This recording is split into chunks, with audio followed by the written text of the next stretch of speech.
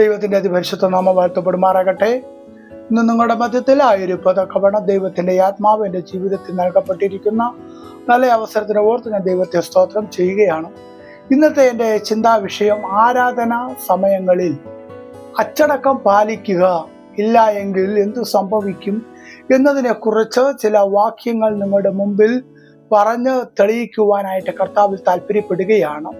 അതിന് ആധാരമായിട്ട് ആദ്യമായിട്ട് തിരഞ്ഞെടുക്കുന്ന വേദഭാഗം യെസക്കിയേൽ എഴുതിയ പ്രവചന പുസ്തകം 14-ാം അധ്യായം അതിൻ്റെ 3-ാം വാക്യം. യെസക്കിയേൽ 14-ാം അധ്യായം അതിൻ്റെ 3-ാം വാക്യം.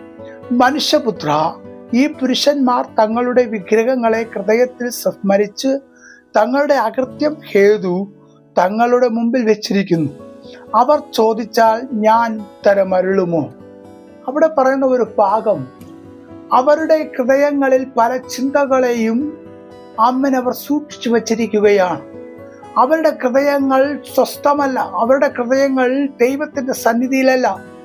പല ചിന്തകളുമായി അവർ പോയിക്കൊണ്ടിരിക്കുന്ന ഒരു സാഹചര്യത്തിൽ ദൈവത്തിന്റെ ആലയത്തിനകത്ത് അവർ ചോദിച്ചാൽ ദൈവം ഉത്തരമരുളുമോ എന്ന് പ്രവാചകനായിരിക്കുന്ന യെസക്കിയേലിനോട് പരിശുദ്ധാത്മാവ് ഇടപെടുകയാണ്. നിശ്ചയമായിട്ടും ദൈവാത്മാവ് അതിൽ മറുപടി നൽകുകയില്ല എന്നതാണ് ഏറ്റവും വലിയ സത്യം എന്ന് പറയുന്നത്. അപ്പൊ ഹൃദയങ്ങളിൽ ഇരിക്കുന്ന വിഗ്രഹങ്ങളെ ആദ്യം നമ്മൾ ഉടച്ചു കളയണം. ഈ വിഗ്രഹം എന്ന് പറഞ്ഞാൽ എന്താണ്? ആരാധനയേക്കാൾ അധികം എന്തിനെയാണോ നമ്മൾ സ്നേഹിക്കുന്നുവോ അത് തന്നെയാണ് ഈ വിഗ്രഹം എന്ന് പറയുന്നത്. അപ്പൊ നിങ്ങൾ ഒരു മൊബൈൽ ഫോണാണോ ആ സമയം നിങ്ങൾ ഉപയോഗിക്കുകയാണെങ്കിൽ അത് വിഗ്രഹമാണ്, അതിനെ മാറ്റിവെക്കുക.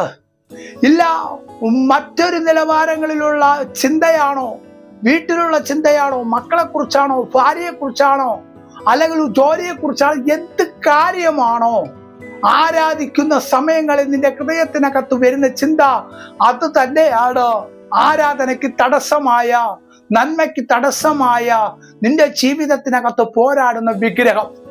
അത് ഈ നാളുകളിൽ നമ്മൾ തകർത്തു കളഞ്ഞുകൊണ്ട് ദൈവത്തിന്റെ സന്നിധിയിൽ നമ്മൾ ക്രമീകരണപ്പെടാൻ തയ്യാറാണ് എങ്കിൽ നമ്മുടെ ജീവിതത്തിനകത്ത് മാറ്റം സംഭവിക്കുവാനിടയാകും. അടുത്ത് സങ്കീർത്തനങ്ങളുടെ പുസ്തകം 101-ാം അധ്യായം 3-ാം വാക്യം. അവിടെ പറയുന്നത്, ഞാനൊരു നീചകാര്യം എൻ്റെ കണ്ണിന്റെ മുമ്പിൽ വയ്ക്കുകയില്ല, ക്രമക്കെട്ടവരുടെ പ്രവൃത്തിയെ ഞാൻ വെറുക്കുന്നു, അത് എന്നോട് ചേർന്ന് പറ്റുകയില്ല.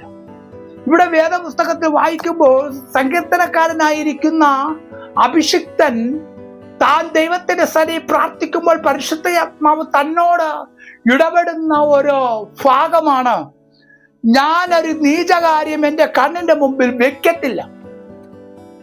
നീചകാര്യം എന്ന് പറഞ്ഞാൽ നമുക്ക് പ്രത്യേകിച്ച് പറഞ്ഞു തരണ്ടല്ലോ. നീചകാര്യം, ദൈവത്തിന് ഹിതമില്ലാത്ത കാര്യങ്ങൾ, അത് ഒരിക്കൽ നമ്മുടെ കണ്ണിന്റെ മുമ്പിൽ വെക്കരുത്.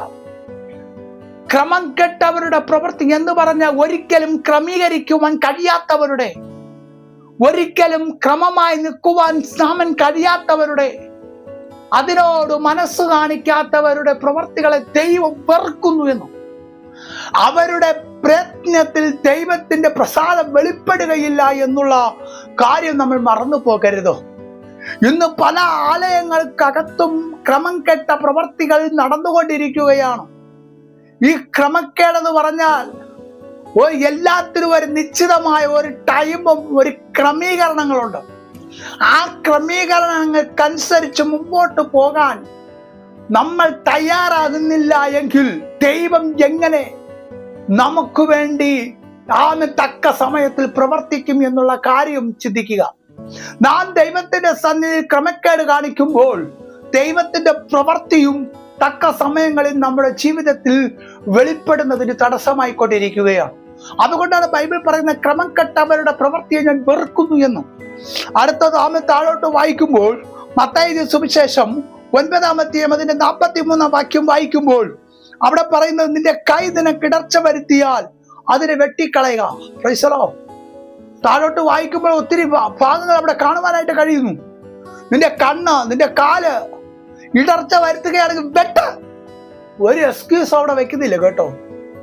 അത്രയും കർശനമാണ് ദൈവത്തിന്റെ ആത്മാവ് ആരാധന എന്ന വിഷയത്തിൽ കർത്താവ് കൽപ്പിക്കുന്നു. ഒരിക്കൽ യേശു കർത്താവിന്റെ ശുശ്രൂഷ വേളയിൽ യെരൂശലേം ദേവാലയത്തിലേക്ക് താൻ പ്രാർത്ഥിക്കുന്നതിന് വേണ്ടി കടന്നു വന്നപ്പോൾ കണ്ട കാഴ്ച ഇതാ ആരാധനയുടെ ശബ്ദമല്ല, ജാതികളുടെയായ ചന്ത ശബ്ദമാണ് കേൾക്കുന്നത്. എന്ന് പറഞ്ഞാൽ വിൽക്കുന്നവരുടെയും വാങ്ങുന്നവരുടെയും ശബ്ദമാണ് അവിടെ ഉയർന്നുകൊണ്ടിരിക്കുന്നത്. കർത്താവായ യേശുക്രിസ്തു പോട്ട് ഇന്ന് അവർ അങ്ങനെ ചെയ്തു, നമുക്ക് ക്ഷമിക്കാം എന്ന് പറഞ്ഞ് കർത്താവ് അവിടെ മടങ്ങി പോവുകയല്ല ചെയ്തത്. തിരിഞ്ഞും പിരിഞ്ഞൊന്നും നോക്കിയില്ല. കയർ കൊണ്ടൊരു ചാട്ടയുണ്ടാക്കി സകലതിന്റെ അടിച്ചു പുറത്താക്കി ഒരൊറ്റ വാക്ക്, എന്റെ ആലയം പ്രാർത്ഥനയാലയം, നിങ്ങളോ അതിലെ കള്ളന്മാരുടെ പുകയാക്കി. അപ്പൊ പ്രാർത്ഥനാലയം എന്ന് പറയുന്നതോ ആരാധന എന്ന് പറയുന്നത് ദൈവത്തിന് അത്രയ്ക്ക് വിശുദ്ധമാണ്. നിന്റെ കൈ ഇടർച്ചയാണോ? കൈ നമുക്ക് പ്രയോജനമാണോ? കൈ കൊണ്ട് ഒത്തിരി കാര്യങ്ങൾ ചെയ്യുവാനായിട്ട് കഴിയും. പക്ഷെ നിന്റെ കൈ നിനക്ക് ഇടർച്ചയാണോ? വെട്ടിക്കളക്. 2 കൈയുള്ളവനെ നരകത്തിൽ പോകുന്നതിനേക്കാൾ ഒറ്റ കൈയുള്ളവനായി സ്വർഗത്തിലേക്ക് പോകാം എന്ന കർത്താവായ യേശുക്രിസ്തു നമ്മോട് പറയുന്നത്. ഒരുപക്ഷെ നമ്മുടെ വാക്കുകൾ ഒരുപക്ഷെ നിങ്ങൾക്ക് വേദനയുണ്ടാക്കിയാലും ഒരു കാര്യം ചിന്തിക്കണം, നമ്മുടെ അനുഗ്രഹത്തിന് തടസ്സമായ ചില വിഷയങ്ങൾ, നമ്മൾ മറന്നു പോകുന്ന ചില വിഷയങ്ങളാണ് ഈ നാളുകളിൽ പരിശുദ്ധ ആത്മാവ് നമ്മെ സ്നേഹിക്കുന്നത് കൊണ്ട് നമ്മിൽ കൂടി വെളിപ്പെടുത്തിക്കൊണ്ടിരിക്കുന്നത്. Praise the Lord, praise the Lord. അതുകൊണ്ട് ഈ നാളുകളിൽ നമുക്ക് ദൈവത്തിന് വെറുപ്പായത് എന്താ, ഇടർച്ചയായിരിക്കുന്നത് എന്താണ്? മാറ്റിക്കളയുക, അതിനെ മാറ്റിവെച്ചിട്ട് ദൈവത്തിന്റെ സന്നിധിയിൽ ആരാധന സമയങ്ങളിൽ ക്രമീകരണപ്പെടുവാൻ നമ്മൾ തയ്യാറാകുമെങ്കിൽ നിശ്ചയമായിട്ട് ദൈവത്തിന്റെ പ്രവൃത്തി വെളിപ്പെടും. Praise the Lord. അതുപോലെ യോഹന്നാൻ എഴുതിയ 1 യോഹന്നാൻ എഴുതിയ ലേഖന പുസ്തകം 5-ാം അധ്യായം 21-ാം വാക്യം വായിക്കുമ്പോൾ അവിടെ കാണുവാൻ സാധിക്കുന്നത്, കുഞ്ഞുങ്ങളെ വിഗ്രഹങ്ങളോട് അകന്ന് സൂക്ഷിച്ചുകൊള്ളുവിൻ. എന്താ ഈ വിഗ്രഹം എന്ന് പറഞ്ഞാൽ? എന്താ വിഗ്രഹങ്ങൾ എന്ന് പറഞ്ഞാൽ? എന്താണ്? നമ്മളെ ആകർഷിക്കുന്ന വസ്തുക്കൾ വിഗ്രഹം. ദൈവത്തിനേക്കാൾ കവിഞ്ഞതിനോടൊരു പ്രിയം വരത്തക്ക രീതികളിൽ ആകർഷിക്കുന്നതായ സകലവിധമാകുന്ന കാര്യം. ഇന്ന് ലോകത്തിനകത്തെ ലഹരി പദാർത്ഥങ്ങൾ കുഞ്ഞുങ്ങളെ ആകർഷിപ്പിക്കുന്നതിന് വേണ്ടി മുട്ടായി രൂപങ്ങളിലും പെൻസിൽ രൂപങ്ങളിലുമൊക്കെ ഉണ്ടാക്കിയെടുക്കുന്നത് പോലെ മാനവരാശിയെ തെറ്റിപ്പിക്കുന്നതിന് വേണ്ടി പൈശാചിക മണ്ഡലം ആരാധന സമയങ്ങളിൽ ഇതുപോലെയുള്ള ആകർഷണങ്ങളിലേക്ക് നമ്മെ കൊണ്ടുപോകും. പരിശുദ്ധാത്മ പറഞ്ഞ അതിൽ അകന്ന് സൂക്ഷിച്ചുകൊള്ളുക. അതിൽ അവിടെ ഇരിക്കരുത്, മാറിക്കോ. അത് നിന്റെ ജീവിതത്തിന് ആരാധനയ്ക്ക് തടസ്സമാണ്, ദൈവത്തിന്റെ മഹത്വത്തിന് തടസ്സമാണ് എന്ന് വ്യക്തമായി വേദപുസ്തകം വിളിച്ചു പറയുകയാണ്. അതുപോലെ 2 തിമോഥെയോസ് എഴുതിയ ലേഖന പുസ്തകം 2-ാം അധ്യായത്തിന്റെ 16-ാം വാക്യം വായിക്കുമ്പോൾ, ഭക്തിവിരുദ്ധമായ വൃഥാജൽപ്പനങ്ങളെ ഒഴിഞ്ഞിരിക്കുക. ആ വകക്കാർക്ക് അഭക്തി അധികം മുതിർന്നവരും അവരുടെ വാക്ക് അർബുദ വ്യാധിയെ പോലെ തിന്നുകൊണ്ടിരിക്കും എന്ന് പറയുന്നത്. അവിടെ പറയുന്നത് ഭക്തിവിരുദ്ധമായ ജൽപ്പനങ്ങൾ. നമുക്കത് നല്ല എന്താണെന്ന് നമുക്കെന്നറിയാം. എങ്കിലും ഞാൻ ഒന്ന് പറയട്ടെ, ദൈവഭക്തിക്ക് വിരുദ്ധമാണ് ഇങ്ങനെ ഭക്തിവിരുദ്ധമായ ജൽപ്പനങ്ങൾ പറയുന്ന വ്യക്തികൾ തിരുത്താൻ പോകരുത്. അവിടെ നിന്ന് നമ്മൾ മാറ്. Price the Lord. അത് ക്യാൻസർ പോലെ നമ്മെ തിന്നും. ഹല്ലേലൂയ. വ്യക്തമായ വേദപുസ്തകം പറയുകയോ 2 തിമോഥെയോസ് എഴുതിയ ലേഖന പുസ്തകം 2:16 പറയുന്ന ഒരു ഭാഗമാണ്.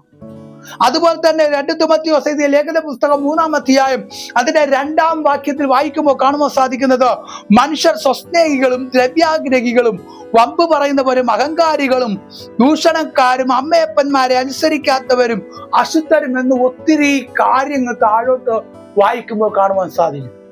ഇങ്ങനെയുള്ള വ്യക്തികളുടെ പ്രവർത്തികളെ ദൈവം വെറുക്കുകയാണ്. ഇങ്ങനെയുള്ളവരുടെ പ്രാർത്ഥന, ഇങ്ങനെയുള്ളവരുടെ പ്രവർത്തികളിൽ, പ്രയത്നങ്ങളിൽ ദൈവപ്രസാദമില്ല എന്ന് നമ്മൾ മനസ്സിലാക്കണം. Price the Lord.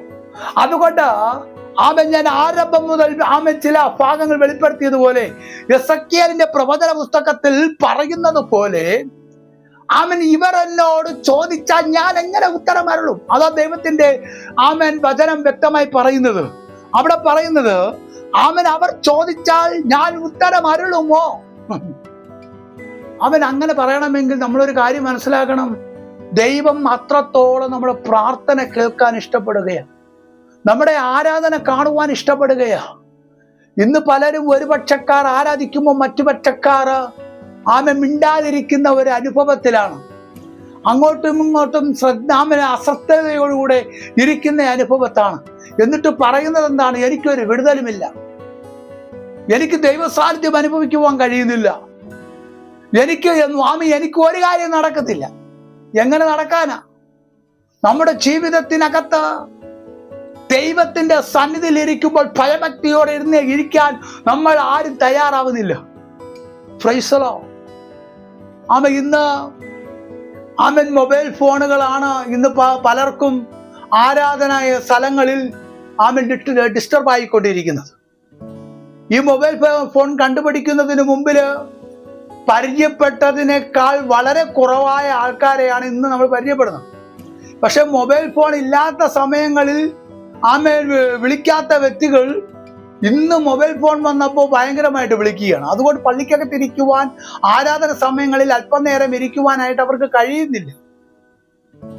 ഈ ഭാഗം ചോദിച്ചപ്പോൾ ഒരാൾ പറയുകയാണ്, പാസ്റ്റർ നിങ്ങളുടെ മെസ്സേജും ഞങ്ങൾ മൊബൈലിൽ കൂടിയാണ് കാണുന്നത്. ഇങ്ങനെ പറഞ്ഞ് പല കാര്യങ്ങൾ പറഞ്ഞ് ആ ഭാഗം അങ്ങ് ക്ലോസ് ചെയ്യുകയാണ്. കാരണം ക്രമീകരിക്കുവാൻ തയ്യാറില്ല. എന്നെ കേൾക്കുന്ന പ്രിയ ദൈവമക്കളെ, വചനം പറയുന്നത് ഈ ഒരു ഭാഗം ഇങ്ങനെയുള്ള ക്രമീകരണപ്പെടുവാനായി താല്പര്യമില്ലാത്ത പ്രവർത്തികൾ ദൈവത്തിന് ഹിതമില്ല എന്നത് തന്നെയാണ് സത്യമായ കാര്യം. ഇതിൽ നിന്നും മാറി വരുവാൻ നമ്മൾ തയ്യാറാകുകയാണെങ്കിൽ നമ്മുടെ ജീവിതവും മാറ്റാം. എൻ്റെ ദൈവം മതിയായത്. എപ്പോഴാണ് നമ്മുടെ നിലവാരങ്ങൾ അവസ്ഥയിൽ നിന്നും മറ്റൊരവസ്ഥയിലേക്ക് കയറാൻ തയ്യാറാകുമോ, അപ്പോഴേക്കും നമ്മുടെ അനുഗ്രഹത്തിന്റെ സ്റ്റെപ്പുകളിലേക്ക് ചവിട്ടിക്കയറാനുള്ള ഒരു ഉത്തേജനം, ഒരു ആത്മബലം നമ്മെ അഭിഷേകം ചെയ്യും. Price the Lord. അവൻ അങ്ങനെ ചെയ്യാത്ത പക്ഷം ആരാധന സമയങ്ങളിൽ നമ്മൾ ദൈവത്തിന് വെറുപ്പുള്ളതിനെ പിടിച്ചു വെച്ചിരിക്കാൻ നമ്മൾ തയ്യാറാകും തോറും നമ്മൾ മുരടിച്ചുകൊണ്ടിരിക്കും. നമുക്ക് ഫലമുണ്ടാകില്ല, വിടുതലുണ്ടാകില്ല, സന്തോഷമുണ്ടാകില്ല, സമാധാനമുണ്ടാകില്ല. അങ്ങും ഇഞ്ഞും നോക്കി അവരുടെ കുറ്റങ്ങൾ കണ്ടുപിടിക്കുവാനുള്ള ഒരു ത്വര അല്ലെങ്കിൽ ഒരു ചിന്ത നമ്മെ ഭരിച്ചുകൊണ്ടിരിക്കും. കാരണം എന്തുകൊണ്ടെന്ന് ചോദിച്ചാൽ നമ്മുടെ ഹൃദയത്തെ നമ്മൾ അസ്വസ്ഥമാക്കി വച്ചിരിക്കുകയാണ്. നമ്മൾ സ്വസ്നേഹികളായിക്കൊണ്ടിരിക്കുകയാ. ആരെയോ കാണിക്കാൻ വേണ്ടി ചർച്ചിലേക്ക് പോകുന്ന ഒരു അനുഭവത്തിൽ നിന്നും നമ്മൾ തിരിഞ്ഞു വരാൻ നമ്മൾ തയ്യാറാക്കുമെങ്കിലും ജീവിതം മാറും. Price the Lord. അല്ലയോ പ്രിയപ്പെട്ടവരെ, ഈ ശബ്ദം കേൾക്കുന്ന നിങ്ങളോട് എനിക്ക് പറയാനുള്ളത്, നിങ്ങൾ സ്വയം ഒന്ന് ശോധന ചെയ്യാം.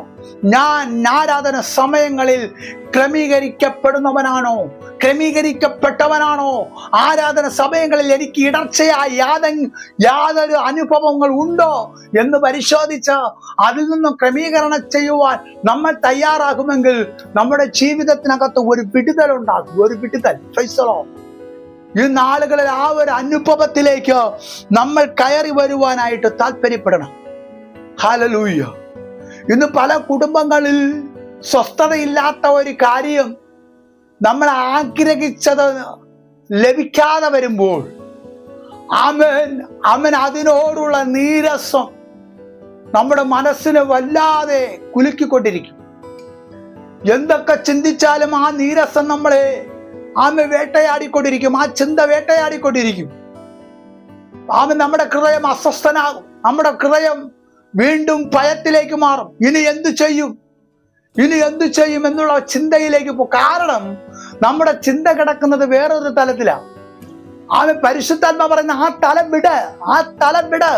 ആത്മീകത്തിന് ഇടർച്ചയായിരിക്കുന്ന ആ തലം നിനക്ക് വേണ്ട. Price the Lord. ഒരുപക്ഷെ ആരാധനയ്ക്ക് തടസ്സമായ ഒരു ജോലിയാണ് നിനക്കെതിരെ, അത് വേണ്ട. നിന്നെ വിളിച്ചവൻ ദൈവം നിന്നെ പോറ്റും. Praise the Lord. ഒരുപാട് വ്യക്തികൾ ഞായറാഴ്ച ജോലിക്ക് പോകുന്നവരുണ്ട്. പക്ഷെ അവർ കിട്ടുന്ന ടൈമിനൊക്കെ ദൈവത്തെ ആരാധിക്കുവാനായി അവർ താല്പര്യപ്പെടുന്നവരുമുണ്ട്. ചിലര് ഈ കാര്യം പറഞ്ഞ് പള്ളിയിൽ പോലും പോകാതിരിക്കുന്നവരുമുണ്ട്. പരിശുദ്ധാത്മാ പറയുന്നത് ക്രമീകരണത്തിലേക്ക് വാ, ക്രമീകരണത്തിലേക്ക്. ഈ നാളുകളിൽ ക്രമീകരണത്തിലേക്ക് വാ. ഈ ശബ്ദം കേൾക്കുന്ന ഒരുപക്ഷെ നിങ്ങൾ സഭകളിൽ പോകാത്തവരാണ് എങ്കിലോ, നിങ്ങൾ ഇരിക്കുന്ന 5 മിനിറ്റ് ആരാധിക്കുവാൻ വേണ്ടി ഇരിക്കുന്ന ആ 5 മിനിറ്റ്, അല്ലെങ്കിൽ 10 മിനിറ്റ്, അല്ലെങ്കിൽ 1 മണിക്കൂർ, അല്ലെങ്കിൽ 1 മിനിറ്റ് ആവട്ടെ, സ്വസ്ഥമാക്കുക, ഹൃദയം സ്വസ്ഥമാക്കുക, ക്രിസ്തുവിൽ ഉറപ്പിക്കുക, ക്രമീകരണം ചെയ്യുക. നമ്മുടെ ഹൃദയത്തിനകത്ത് ആകർഷിക്കുന്ന അനുഭവങ്ങളെ വിട്ടിട്ട് കിട്ടുന്ന ആ 1 മിനിറ്റ്, ആ 5 മിനിറ്റ് ദൈവത്തിന്റെ സന്നിധി പ്രാർത്ഥിക്കുവാൻ നമ്മൾ തയ്യാറാകുമെങ്കിൽ നമ്മുടെ ജീവിതത്തിനകത്ത് മാറ്റങ്ങൾ ഉണ്ടാകും. അതുകൊണ്ട് എന്നെ കേൾക്കുന്ന പ്രിയ ദൈവമക്കളെ, ഈ നാളുകളിൽ പരിശുദ്ധാത്മാ പറയുന്നത് ആരാധന സമയങ്ങളിൽ നമ്മുടെ ചിന്ത മാറിയാൽ നിങ്ങൾ ചോദിക്കുന്നത് ദൈവം ഒരിക്കലും തരത്തില്ല കേട്ടോ. നിങ്ങളുടെ ജീവിതത്തിൽ വിജയം ഉണ്ടാകത്തില്ല കേട്ടോ. ചിലപ്പോഴൊക്കെ ഹല്ലേലൂയ, നമ്മൾ പോകുന്ന പോക്ക് ചിലതൊക്കെ നടക്കുമായിരിക്കും. പിന്നെ നമ്മുടെ ജീവിതത്തിൽ ഇരച്ചു കയറുന്നത് പ്രതിസന്ധികളും പരാജയങ്ങളുമായിരിക്കും. അതുകൊണ്ട് ഈ നാളുകൾ ക്രമീകരണത്തോടുകൂടെ ക്രിസ്തുവിലേക്ക് വാ. എത്ര കഷ്ടതകൾ വന്നാലും ഇതാ നിനക്ക് വേണ്ടി ഒരു സുവർണ ഒരു അവസരം, ഒരു പുതിയ ഒരു ലോകം, ഒരു പുതിയ ഒരു മാറോട് ചേർത്ത് പിടിക്കുന്ന ഒരു നല്ല ഒരു മാർവിടം വരാൻ പോകുകയാണ്. ആ ക്രിസ്തുവിന്റെ വരവിലേക്ക് ഒരുങ്ങുവാനുള്ള സമയം ഇനി നമ്മുടെ മുമ്പിൽ അധികമില്ല. അതുകൊണ്ട് ആരാധിക്കുമ്പോൾ ക്രമീകരണം ചെയ്യുക. ആരാധിക്കുമ്പോൾ നമ്മുടെ ഹൃദയത്തിനകത്ത് സ്മരിച്ചുകൊണ്ടിരിക്കുന്ന ചിന്തകളുണ്ടല്ലോ, അതിനങ്ങ് മാറ്റിക്കളയുക. നമ്മെ ആകർഷിക്കുന്ന പല അനുഭവങ്ങളുണ്ടല്ലോ, അതിനങ്ങ് വിട്ടുകളയുക. എന്നിട്ട് ക്രിസ്തുവിലേക്ക് ഒരുങ്ങുക, ക്രിസ്തുവിലേക്ക് വളരുക, ക്രിസ്തുവിൽ ശോഭിക്കുക. ദൈവം നിങ്ങളെ നടത്തും നിശ്ചയമായി എന്ന് പറഞ്ഞുകൊണ്ട് ഞാൻ എൻ്റെ വാക്കുവിരാമം കുറിക്കുന്നു. ഈ വാക്കുകൾ നിങ്ങളുടെ ജീവിതത്തിലേക്ക് അനുഗ്രഹത്തിനും സന്തോഷത്തിനും സമർത്ഥിക്കും കാരണമായി മാറും എന്ന് ഉറച്ചു വിശ്വസിച്ചുകൊണ്ടും പ്രാർത്ഥിച്ചുകൊണ്ടും അനുഗ്രഹിച്ചുകൊണ്ടും എൻ്റെ വാക്കുകൾ വിരാമം കുറിക്കുന്നു. ദൈവം അനുഗ്രഹിക്കട്ടെ. ആമേൻ.